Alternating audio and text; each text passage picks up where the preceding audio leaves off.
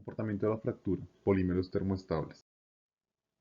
Los polímeros termoestables presentan una estructura del tipo reticular a base de uniones covalentes. A menudo, los polímeros termoestables se obtienen en forma de dos resinas líquidas.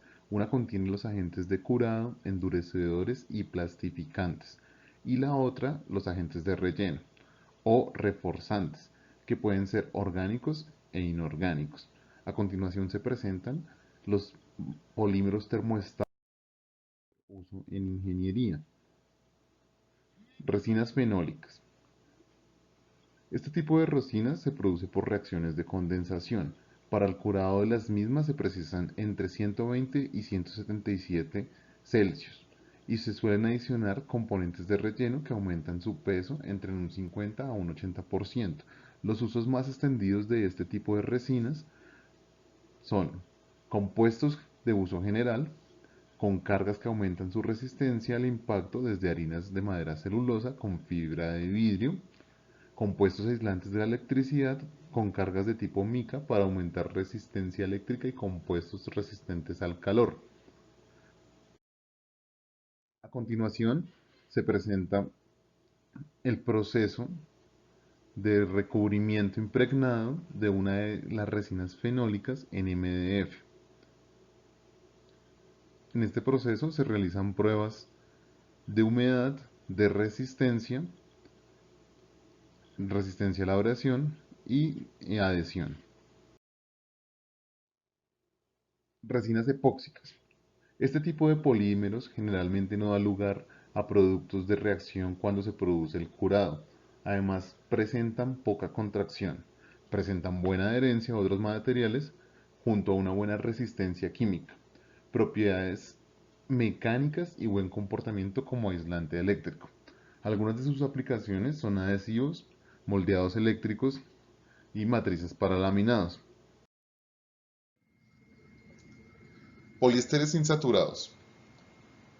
Estos termoestables tienen un doble enlace de carbono muy reactivo. El enlace éster se produce por la reacción de un alcohol con un ácido orgánico, tal como se observa en la estructura presentada. Los poliésteres se someten a cruzamiento con moléculas del tipo vinilo como el estireno en presencia de sustancias con radicales libres como peróxidos. Estas resinas presentan bajas viscosidades, susceptibilidades de mezclarse con grandes cantidades de materiales de relleno y reforzantes, como en la fibra de vidrio. Generalmente se usan en la fabricación de paneles de automóvil, prótesis, tuberías y conductos, entre otros. Ureas y melaninas.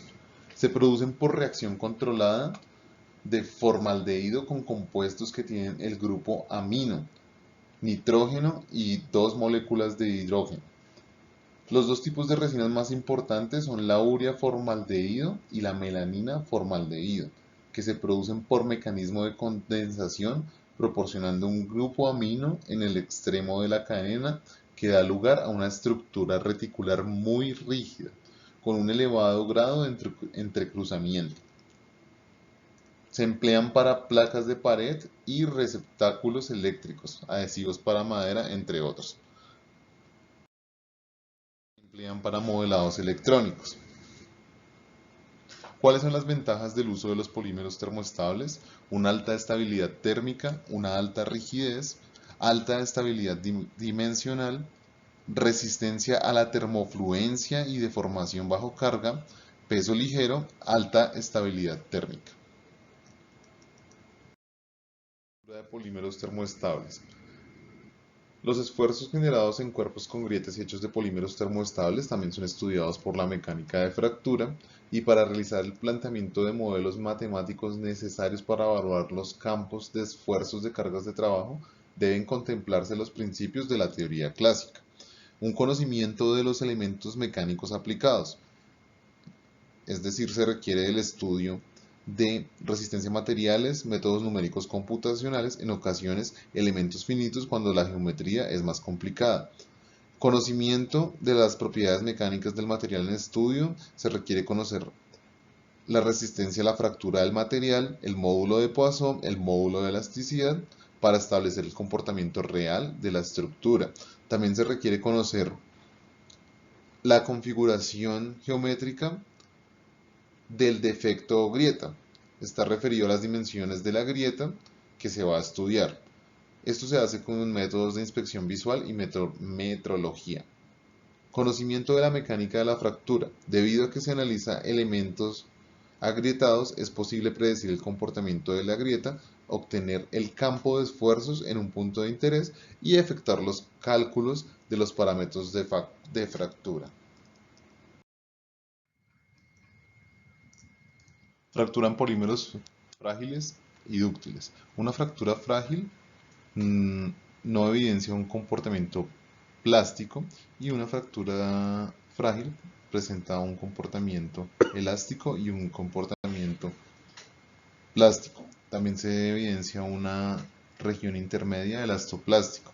Los polímeros termoestables se caracterizan por tener una fractura frágil que generalmente se asocia a la propagación rápida de una grieta.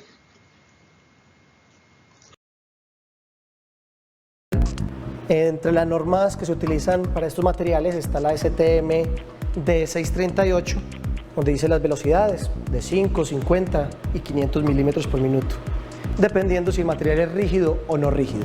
Aquí vamos a sobreponer este ensayo sobre este gráfico y ahí comienza el ensayo. Ahí también va a cambiar un poquito de color, mírenlo ahí, se ven como unas estrías.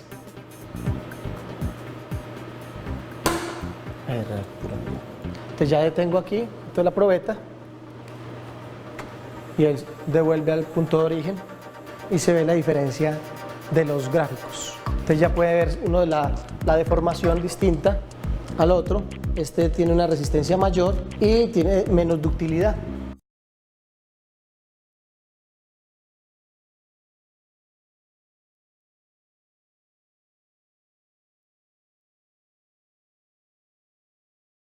Aspectos geométricos de un cuerpo agrietado. Cuando se presentan grietas en los elementos estructurales, la resistencia mecánica se ve afectada y por tanto se disminuye el valor, de tal forma que su capacidad de carga y su vida útil también se reducen. A partir de este efecto, la estructura en cuestión estará propensa a fallar.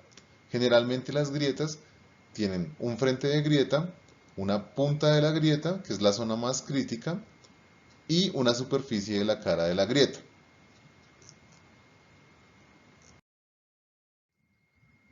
A continuación se presenta una modelación de elementos finitos de un ensayo de impacto en donde se ve que la punta de la grieta es la zona más crítica de carga.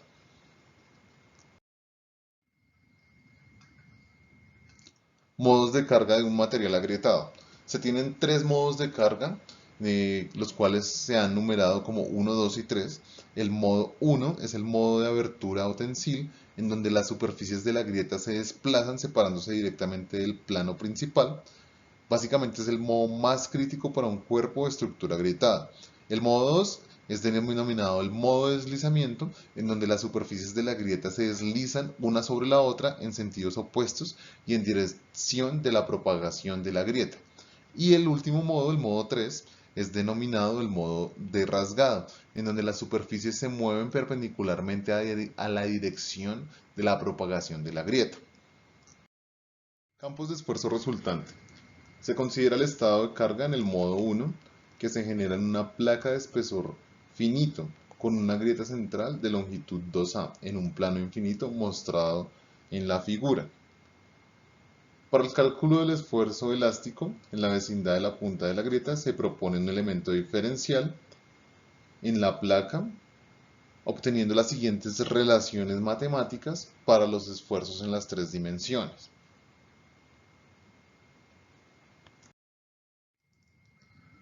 Factor de intensidad de esfuerzos K. En términos generales, K se caracteriza como la magnitud e intensidad en la que se incrementan los esfuerzos en una punta de grieta de forma aguda en un material linealmente elástico, continuo e isotrópico. Está dado por la expresión en donde K es igual a F por sigma por pi por A, en donde F es un factor que depende únicamente de la geometría del material. Sigma es el esfuerzo aplicado en una sección sin grieta y A es la mitad de la longitud de la grieta. Generalmente las grietas tienen la longitud 2A. Aquí se obtienen las relaciones matemáticas para la intensidad de esfuerzos y los esfuerzos en las diferentes direcciones. Punto de vista energético de la mecánica de fractura. En la mecánica de fractura elástica lineal, el campo de esfuerzos en la vecindad de la punta de la grieta depende de los siguientes parámetros: la longitud de la grieta, el esfuerzo aplicado, el factor de configuración y el factor de intensidad de esfuerzos. Un aspecto importante radica en el hecho de que un extremo de una grieta en punta requiere un nivel de energético menor, como se muestra en la figura A, para producir una propagación, mientras que si se tiene un radio pequeño en un extremo, se requiere una mayor energía para la propagación de la grieta. Griffin empleó el análisis teniendo en cuenta que la energía potencial elástica se obtiene con relación al esfuerzo, la longitud de la grieta y el espesor de la placa. Además de esto, demostró que la energía está relacionada con la energía potencial del cuerpo con la grieta, la energía sin la grieta y una relación de la semilongitud de la grieta, el módulo elástico y la energía de la superficie específica. Después de realizar una derivación, se obtiene la energía potencial. Esta se iguala a 0 para obtener la condición de equilibrio. Y de ahí se obtiene una relación importante, que es la relación de Griffin. Equivalencias entre G y K. Irwin resolvió problemas bidimensionales de agrietamiento empleando la teoría de elasticidad lineal y mostrando que el campo de esfuerzos que se genera en la vecindad de la punta de la grieta es siempre de la misma forma. Para este efecto derivó una relación que se emplea y postuló la razón de energía liberada de formación G es directamente proporcional al cuadrado del factor de intensidad de esfuerzos K sobre el módulo de elasticidad en el material. Para esfuerzo plano y para una deformación plana incluye el módulo de relación de Poisson, donde multiplica la ecuación anterior, 1 menos el módulo de Poisson al cuadrado por la constante de concentración de esfuerzos lineal K al cuadrado sobre el módulo de elasticidad lineal.